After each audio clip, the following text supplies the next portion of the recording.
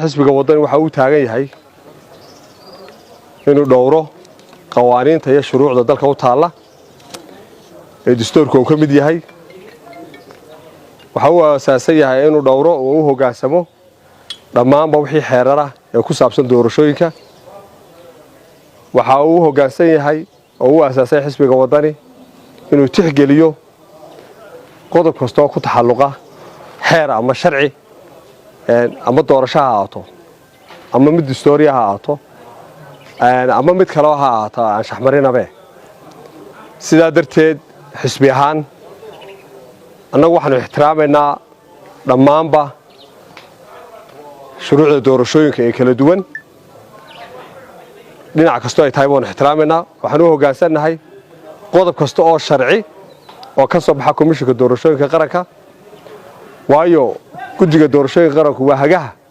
doorashada waa kuwa kala saaraya waa kuwa inoo kala haya nidaamkan wax ku kala nidaamkan doorasho ku galayno way mudan yihiin markaa in la tixgeliyo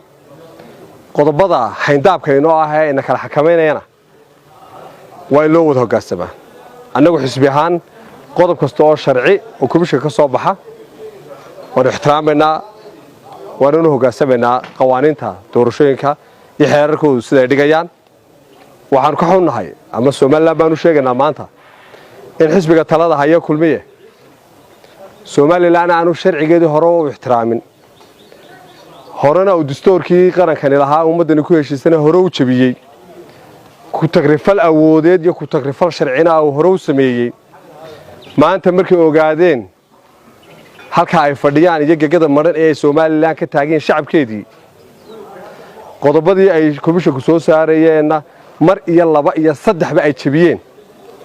horena komishinku u canaantay si weliba runtii aad u qaawanna uu wax ugu sheegay madaxdooda iyo mas-uuliyiintooda iyo inta ugu sarraysee tartanka nagula jirtaba inay u hoggaansamaan shuruucda komishinka iyo shuruucda doorashooyinkaba oo ay hore iskaga indhatireen ayay xalayna mar labaad ku celiyeen inaanay u hoggaansamaynin xeerarkaa guddiga anshaxmarinta ee doorashooyinku ay soo saareen waxaa ku tusaysaa nasiib darro weyn oo dadkii ama hoggaankan dalkan hayey ayuu gacantoodii ku burburaya sharcigii dalkan u yaallay waanu ka xunnahay baan leenahay dhunuun baase hoosta laga xariiqayaa shacabka somalilan 7 sano xilka haya nimankaasi waxaan u sheegeen inay dastuur jabin wadaan inay sharcigii dalka ku tunteen inay xeerarkii dalka baabiiyeen waxa daliil cad u ah taayaduna soo baxday xalay ka soo baxday ay si qaawanaana oo foolxumo ah oo lafjabnimo ah inay reetu iskaga soo fadhiistay oo yidhi anagu hoggaansan mayno waxaan leeyahay laga bari maayo sharcigana waa in la mariyaa komishinkuna waa inuu tallaabo adag oo la xidhiidha arrimaha ay ku dhaqaaqeen ay ka qaadaan waxaa ku tusaysaa caddaynaysaa taasi inay hungan badan maanta joogaan inay isleeyihiin khaaqulba wax gelin kartaan waa rafadkii u dambeeyey waa rafanayaan waxaan leeyahay shacabka somalilan ha u dhaqaaqina xisbiga wadanina waxaad ku ogaataan nin dalka nidaamkiisa doorasho dhinac kastoo ay tahay ixtiraamaya iyadana taasi maanta way idiin kala caddaatay aad iyo aad baan se uga xunnahay in arrimahaasi ay ka soo baxaan xisbiga ragaadiye dalkan ee lafjabka inta badan ku ahaa ee maanta shacabka somalilan ilaahay fursadda u siiyey inay beddelaan kana qaylinayaan sidii inay arkayaan wadkoodii oo runtii hortooda maanta taagan qodobka labaad ee doonayana ka hadla waxa weeye waxaan aad iyo aad uga xunnahay shacabka somalilanna u sheegaynaa madaxweynihii qaranka oo shalay bbcdu waraysatay qodobo badan uu ka hadlay ayaan hal qodob oo keliya taa oo tusaale inoogu filan aan doonayana ka soo qaato markii la weydiiyey arrinka laascaanood wuxuu yidhi waa iska caadi aad iyo aad bay nasiib darro u tahay madaxweynahaad wixii laascaanood ka dhacay lagu tilmaamo wax iska caadiya ma waxaa caadiya ciidankii qaranka iyo gobolkii la odhan jiray sool iyo xuduuddeenii sugnayd inayn maanta hunga madhan iyo qaawanaan ka taagannahay ayaa caadi kula noqotay nusqaan iyo foolxuma ayay shacabkeenna maanta ku tahay ma waxaa caadi ah ciidamadeennii qaranka ee intaa 100 dhintaan aanu garanayno maxaabiista maanta laynaga haya halkaa ku xidhan aynu arkayno intaasina macaadi bay noqotay shacabka Soomaaliland waxa leeyahay madaxweynihii adkaa madaxweynihii libaaxa waxa ku tilmaamay arkii la saanad ka dhacay wax iska caadiya qoomamaya ciil ayay maanta shacabku u dhimanayaan waxaan se kaga ciilaanahay in fursadii hayno inay caadi noqotayo inaanay caadi noqon lagula xisaabtami lahaa ragga bulshada Soomaaliland dalkoodiina soo baabiyay shacab ahaanna runtii u qaybiyay waxa ay cadaan doontaa 13 Noofambar marka shacabka hor timaadaan ee awoodii gacantooda ku soo noqoto taydi ka yeelan baa cadayn doonta hadii la yiraahdo waxaan u sheegaynaa guud ahaan shacabka Soomaaliland wixii dhacay la saacad ku dhacay caadi ma ahayn ceeb weyn oo qof damiir lihi oo dalkan hadii qof damiir lihi jiro oo waxa dareenka oo arkaya ay soo mari lahayd uu iscasili lahaa waxa iscasili lahaa inta hoggaanka maalinta shaqada ku lahayd laakiin damiir xumaan u arkaa inta caadi laga dhigay maantana talaabana laga qaadi waayay ilaa maalinka maanta nusqaana dalkan way ku tahay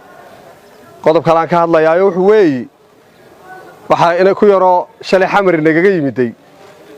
oo gudoomiyaha campaign-ka ee xisbiga kulmiye ah oo senator ahay wali mushaharkii Soomaaliya jeebada ugu jiro inuu raggii ama dhagax rasaasta dadka la dhacay ee dhibaatada ka geystay oo ku tilmaamo ciidan ceeb bay runtii ahayd waxaan u sheegaynaa ninba haween dhaweed hadlayo Baylu soo hadal qaaday wuxuu yiri Baylu wuxuu sameeyay Soomaaliya markuu joogay qodobka wuxuu bal hoostiisa waxa yaal gudoomiye campaign-ka Muuse codka u raadinayay waa senatorkii Soomaaliya ee ka tirsanaa mushaharkiina wali jeebadiisu ku sita in la khajiro la xishoodaa bay ahayd iyagoo gudoomiye campaign-kooda uu yahay senator Soomaaliya ka tirsan oo ahaa inay maanta taa yiraahdaan ceeb baa ku cad ina ka yarna waxa leeyahay war Mustafa xisho qarankan lafjabad soo geystay ceeb bad soo geysatay xamar baad ka iibisay waxaad ka dhax tiri baarlamaanka xamar ama golaha sanadka xamar halka waxaan u taaganahay midnimada Soomaaliya inaan umada isku keeno tiibaanad fulinaysaa baan leeyahay ceebna way kugu tahay inaad umada hor istaagto adigoo Soomaaliya midnimada ka shaqeynaya inaad tiraahdo haddana maanta aad noqoto gudoomiye campaign-ka ee xisbiga kulmiye wallahi sharaf daradii weyneed baan u arkaa inaad xishootood khashishaabaan ay ahayde waxaase